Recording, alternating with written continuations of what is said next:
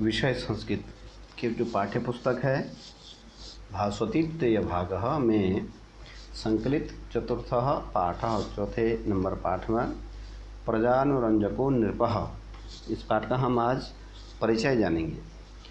प्रजानुरंजको नृपः प्रजा धन अनुरंजकः शब्द से मिलकर के बना हुआ है, जिसका अर्थ होता है प्रजा का अनुरंजन करना, प्रजा का पालन करना। प्रजा का पालन करने वाले जो लोग हैं वो कौन हैं, उनको कहा गया है नृप। नृप अर्थात राजा, यानी प्रजा का भली भांति से जो पालन क्या करते हैं, ऐसे राजाओं का वर्णन हम पढ़ेंगे। तो सबसे पहले इस पाठ के परिचय के अंतर्गत जान लेते हैं कि यह पाठ कहाँ से अवतरित है, कहाँ से लिया गया है।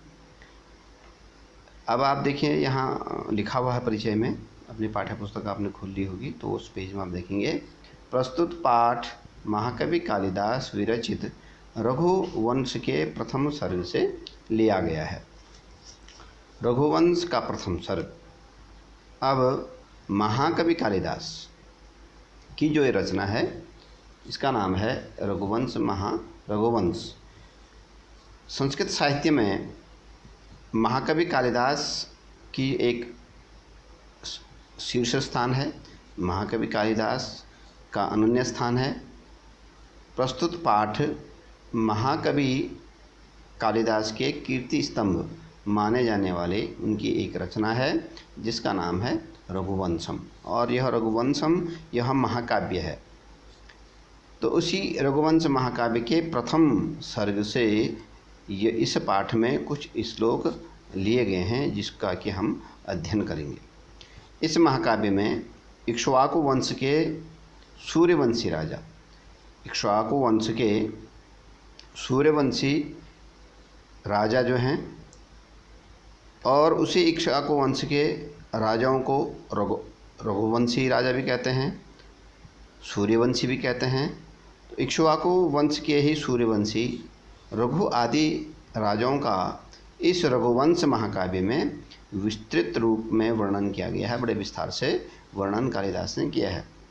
राजा रघु इस वंश के प्रमुख राजा हुए।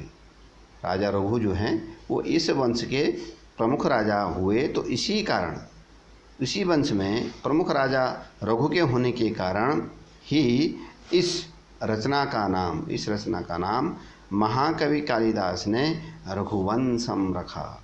यह रघुवंशम महाकाव्य है। इसी वंश के प्रतापी राजाओं को रघुवंश भी कहा गया।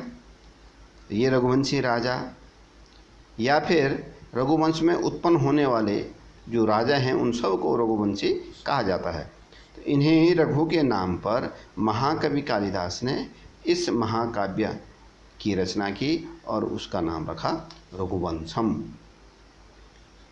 रघुवंशी जो राजा हैं इनकी परंपरा रही है कि वे प्रजा पालन को अपना मुख्य धर्म मानते थे और अपना परम धर्म मान करके प्रजा के हित के कार्यों को पूरा करने में, प्रजा की भलाई के कार्यों में पूर्ण करने में वो अपना प्राणों का बलिदान तक देते थे। अगर उनको प्रजा की भलाई के कार्यों में प्राणों का भी उत्सर्ग करना पड़ता कहीं पर तो तभी भी वो पीछे नहीं हटते थे और अपने प्राणों का बलिदान भी कर देते थे। ऐसे वे राजा वे प्रजा से कर संग्रह भी करते तो थे, लेकिन केवल प्रजा के हित के लिए ही ग्रहण करते थे।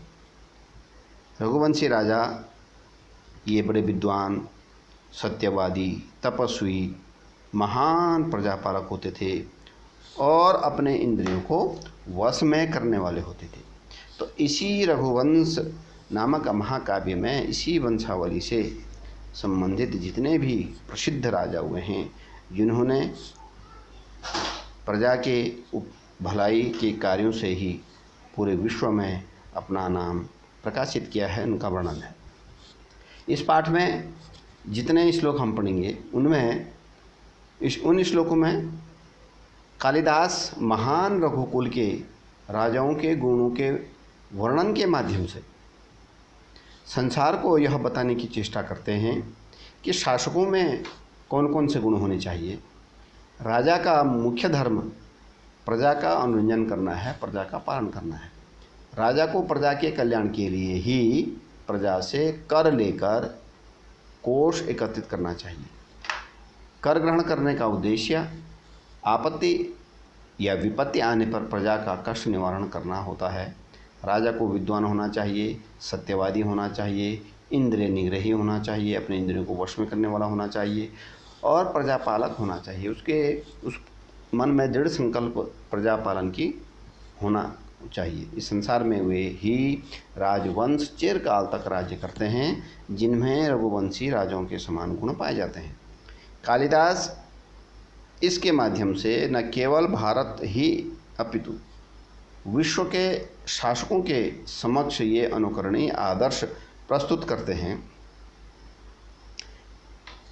प्रजापालन या प्रजानुरंजन ही शासक का प्रमुख धर्म है, इस ध्वनि से प्रकट होती है। तो इस श्लोक में महाकवि कालिदास ने रघुवंशी राजाओं में जो प्रमुख राजा हुए जिन्होंने प्रजापालन को अपना सर्वोपरि धर्म माना, उनकी कीर्ति का, उनके यश का वर्णन करते हैं। तो हम इस पाठ में पढ़ेंगे इनके राजाओं के बारे में, ये किस प्रकार में इनमें गुण थे, इन्होंने किस प्रकार के कार्य से प्रजा का पालन पोषण किया था, इनके आदि शुरुआती राजा कौन थे, ये सारे के सारे ये हम इस पाठ में पढ़ेंगे। इस पाठ में 11 श्लोक लिए गए हैं जो कि सारे के सारे श्लोक अनुष्टुप छंद से आच्छादित हैं। तो इसमें कालिदास ने बहुत ही तीक्ष्ण बुद्धि और अपने विवेक के आधार पर, अपने ज्ञान के आधार पर, अपनी विद्वता के आधार पर इन राजाओं का वर्णन किया है। तो इसके बाद हम इस पाठ में आए हुए श्लोकों को क्रमशः आगे पढ़ेंगे। तो ये परिचय है इस पाठ का। आज के इस वीडियो में केवल परिचय ही जानेंगे और आगे हम इसमें आए हुए जितने भी श्लोक हैं, इस पाठ में 11 श्लोक हैं, तो इन 11 श्लोकों का हम अध्ययन करेंगे। इस वीडियो में इतना ही। धन्यवाद।